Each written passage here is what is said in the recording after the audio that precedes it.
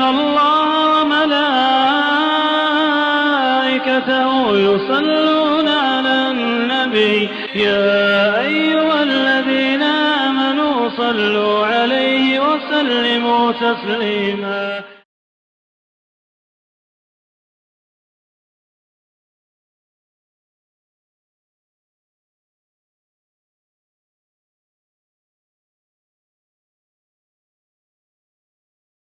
رب اشرح لي صدري ويسر لي أمري واحلل عقدة من لساني يفقهوا قولي.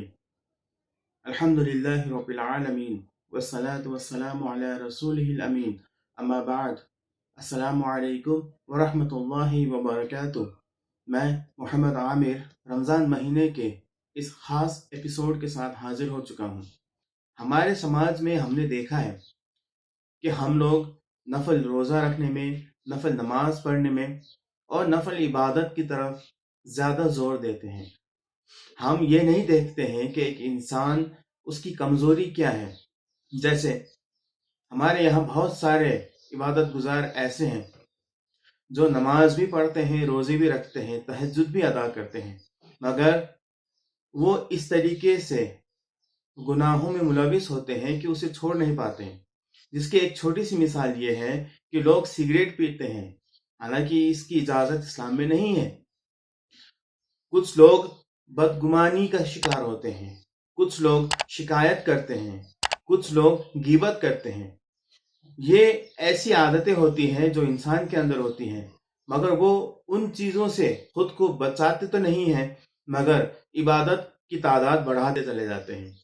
اتنا زیادہ عبادت بڑھا لیتے ہیں کہ جس سے انہیں اس بات کا احساس ہونے لگتا ہے کہ وہ بہت زیادہ پرہیزگار ہیں، وہ بہت زیادہ اللہ کی عبادت کر رہے ہیں، مگر ایسی باتوں سے وہ نہیں بچ رہے ہوتے ہیں جو عبادتوں کو ختم کر دیتی ہیں. آئیے دیکھتے ہیں ایک ایسی ہی حدیث جو کافی ہے ہمیں یہ سکھانے کے لیے کہ واقعی میں عبادتوں میں اضافہ کرنے سے زیادہ گناہوں سے بچنا کتنا ضروری ہے. اللہ کے رسول علیہ الصلوۃ والسلام نے ایک بار صحابہ کرام سے فرمایا، لَأَعْلَمَنَّ أَقْوَامًا مِنْ أُمَّتِي، میں میری امت کے کچھ ایسے لوگوں کو جانتا ہوں، يَأْتُونَ يَوْمَ الْقِيَامَةِ بِحَسَنَاتٍ أَمْثَالِ جِبَالِ تِهَامَةَ بَيْضَاءَ، جو قیامت کے دن اچھے اعمال کا اتنا ذخیرہ لے کر کے آئیں گے جو پہاڑ کے مانند ہوگا اور بہت چمکتا ہوا ہوگا. فَيَجْعَلُهُ اللَّهُ عَزَّ وَجَلَّ هَبَاءً مَنْثُورًا، مگر اللہ رب العزت اسے ہوا میں بکھرتے ہوئے دھول کی طرح بنا دیں گے. قال ثوبان رضی اللہ تعالیٰ عنہ نے اللہ کے رسول علیہ السلام سے پوچھا، یا رسول اللہ صفہم لنا جلہم لنا، اے اللہ کے رسول ان کے بارے میں ہمیں مزید بتائیے اور ان کے صفات، ان کی عادات ہمیں بتائیے. اللہ نکون منہم ونحن لا نعلم، تاکہ ہم ان کی طرح نہ ہو جائیں اور ہم ان کے بارے میں نہیں جانتے ہیں. قال، اللہ کے رسول علیہ السلام نے فرمایا، اما انہم اخوانکم، بے شک وہ تمہارے ہی بھائی ہیں، ومن جلدتکم، تمہارے ہی سوسائٹی سے ہیں، وَيَأْخُذُونَ مِنَ اللَّيْلِ كَمَا تَأْخُذُونَ، اور وہ راتوں میں وہی عبادتیں کرتے ہیں جو تم عبادتیں کرتے ہو. وَلَكِنَّهُمْ أَقْوَامٌ، مگر وہ ایسے لوگ ہیں، اذا خلوا بمحارم اللہ انتہکوها، جب وہ تنہائی میں ہوتے ہیں تو اللہ کی حرام کردہ چیزوں میں ملوث ہو جاتے ہیں. استغفر اللہ العظیم.